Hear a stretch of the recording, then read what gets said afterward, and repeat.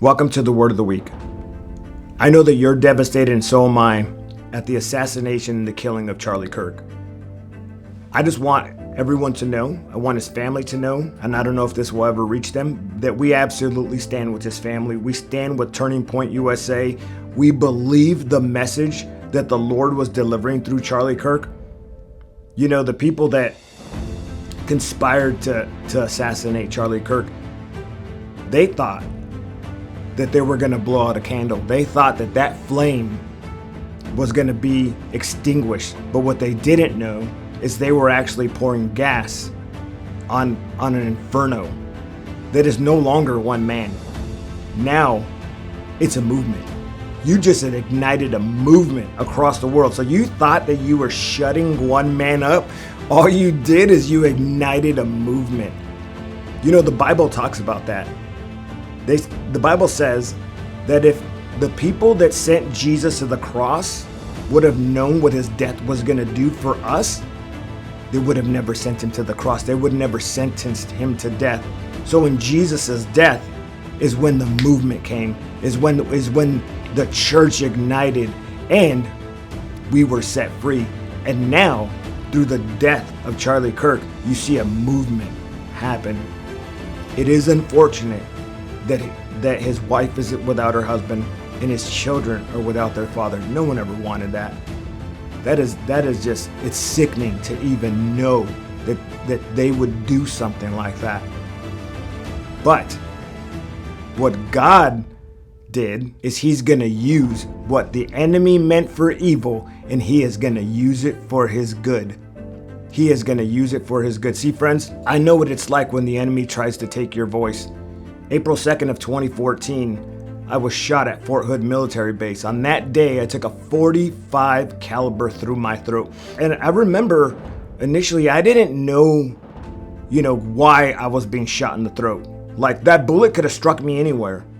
But today I have language for it. Then I didn't. It was very significant in why the bullet went through my throat. The bullet went through my throat is because the enemy was trying to silence me. Because when I met Jesus, I began to tell the world about him. I began to tell my soldiers about him. You want to know why they assassinated Charlie Kirk? Because he was effective.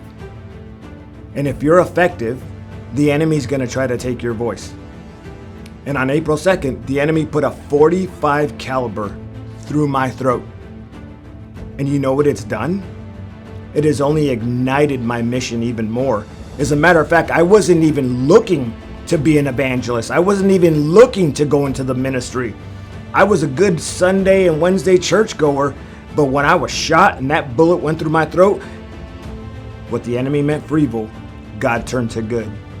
And it ignited something inside me to go tell the world about Jesus.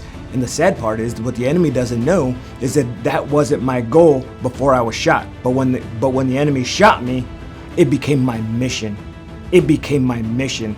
And so what the enemy did to Charlie Kirk has become a mission to millions. And the enemy thought, by putting a bullet in his neck, by putting a bullet in my neck, was going to stop Jesus from using it for his good. And all it did is pour gasoline on an inferno. And so, friends, if the enemy ever tries to put a bullet in your throat, whether physical or spiritual, it's because he's trying to shut you up. And all it is an igniting a movement for you to get up and for God to use your life and your circumstances for him. And so, friends, we celebrate the life of Charlie Kirk. We celebrate his family and we stand with them. But now it's time to burn for Jesus. All right, until next week, I'll see you then. But until then, it's time to pick up our mantle. It's time to stand with Charlie. It's time to stand with the Lord. And it's time to burn. Because what the enemy meant for evil, God has turned for his good. I'll see you next week.